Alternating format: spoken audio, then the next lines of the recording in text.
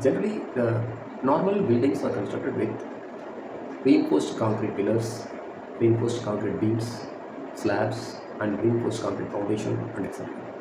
Then the walls are constructed, plastering is done, color washing is done, flooring is done, and such like this building is constructed.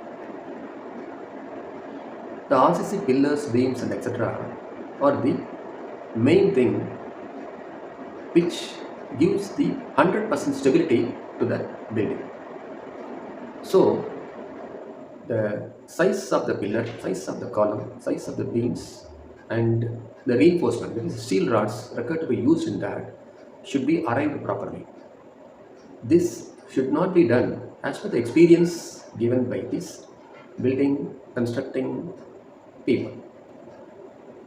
The size of the beam, column, pillars, foundation, etc. are to be arrived. The method of arriving this is called structural design. The structural design is done in two ways. One, the usual traditional method of calculating this with the use of calculator and paper, pencil, and etc. The other is calculating, that is not a calculating, the computer calculates it with the use of softwares like STAAD Pro, ETAP, and etc. Also, the design result between these two has little differences also. Even if you calculate these things 100% correct and do the feeding in the computer through STAAD Pro, will also give a little different things, because the softwares are generally prepared assuming that the column beam joints are 100% intact and so on. But during the calculation method, these joints, we can assume that joints can be little less quality and any human errors may be there. So based on that, we can give some provisions in that also.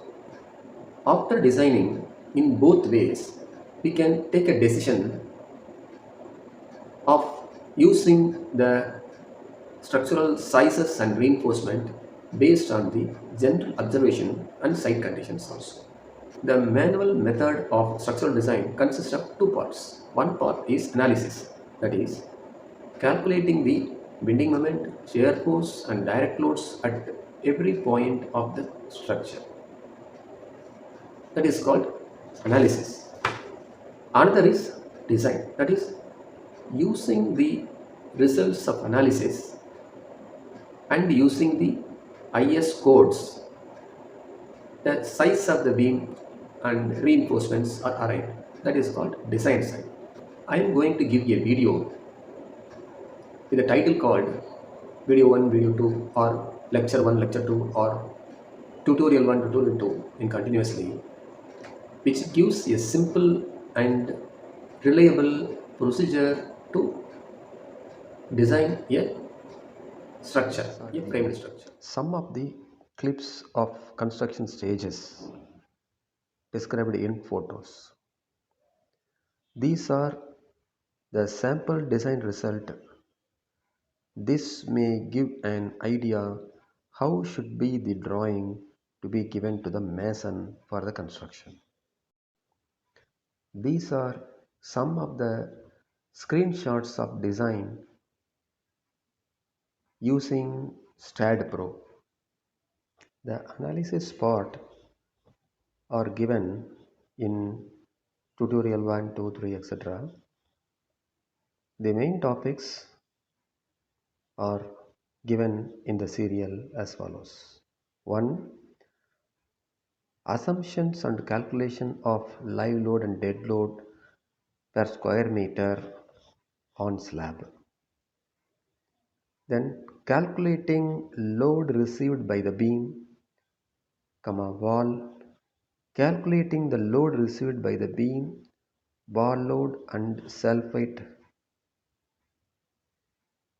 calculating maximum bending moment in a beam, and load transferred to columns by the beam, calculating axial load of column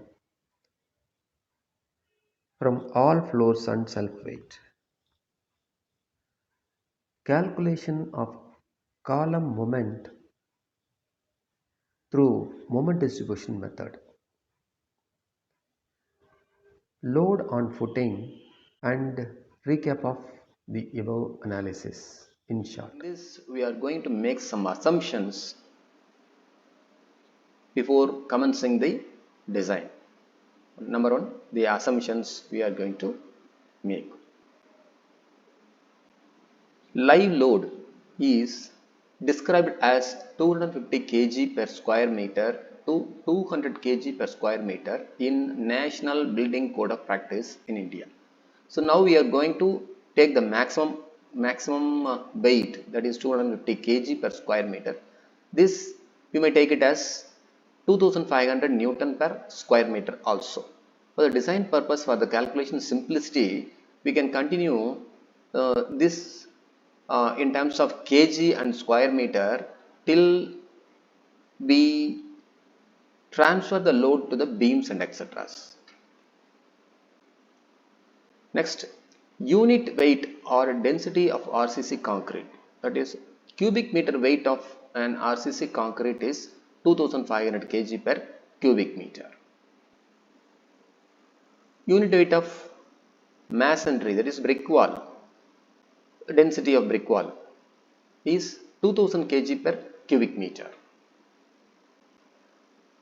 Full floor finish. After completing the building, we are going to provide tiles flooring or marble flooring and etc. That weight is termed as 100 kg per cubic meter. Why it is termed as 100 kg means the floor finish generally remain for a thickness of about 5 centimeter. 5 centimeter thickness into 1 square meter maybe roughly works out to 100 kg or 105 kg. So we are taking it as roundly as 100 kg per square meter as the weight of floor finish in all floors including the terrace. Terrace weight will be little higher. For the calculation purpose, for the simplicity, we can adopt the same thing for the terrace also.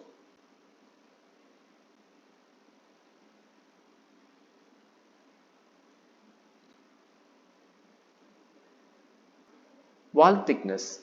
Generally, wall is constructed for a width of 9 inches, which is 230 mm for a full brick wall. This is assumed for the calculation of weight of wall.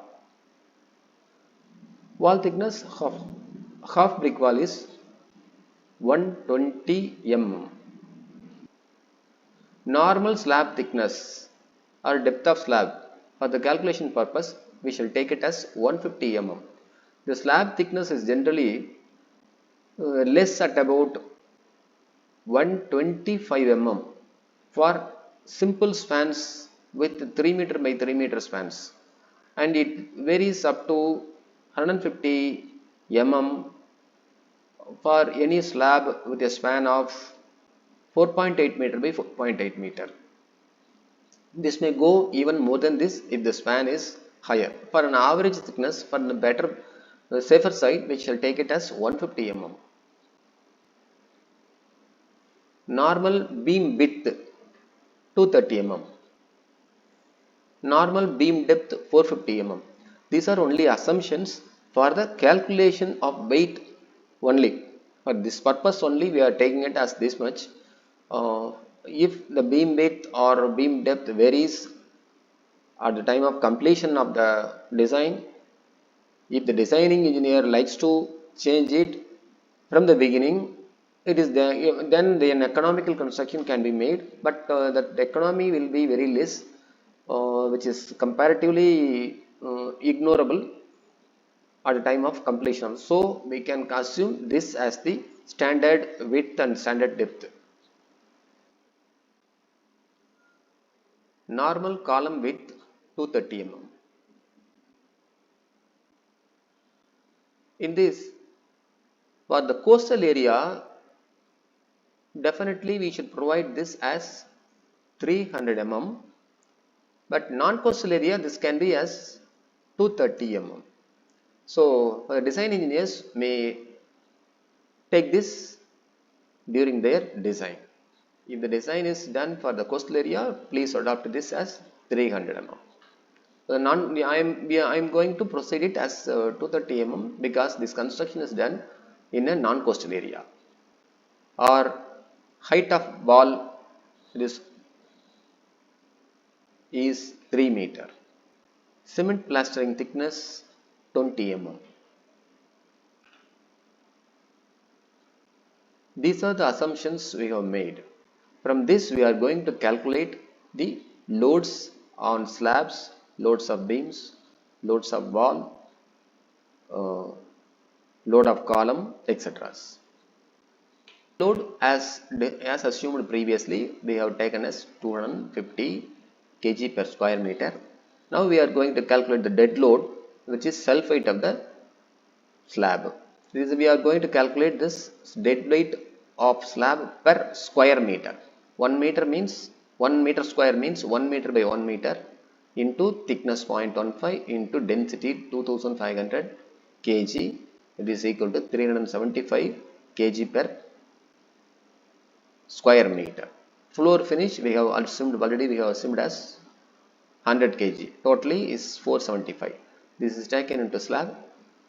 The live load is 250, dead load is 475. Total is 725 kg per square meter.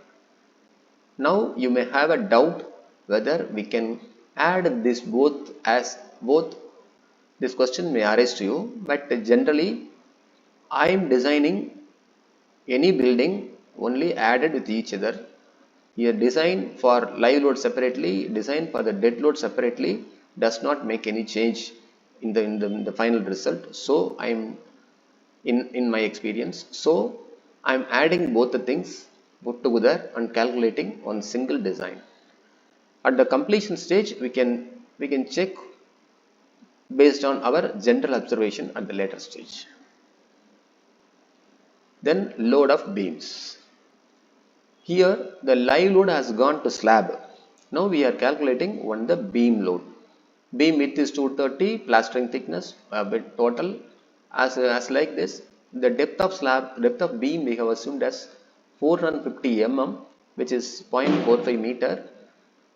The slab is merged with merged with the beam, so the slab weight is calculated separately. So the slab weight need not be considered in the beam weight. So deduct that slab thickness minus 0.15 meter and add the plastering thickness in the bottom side of the beam.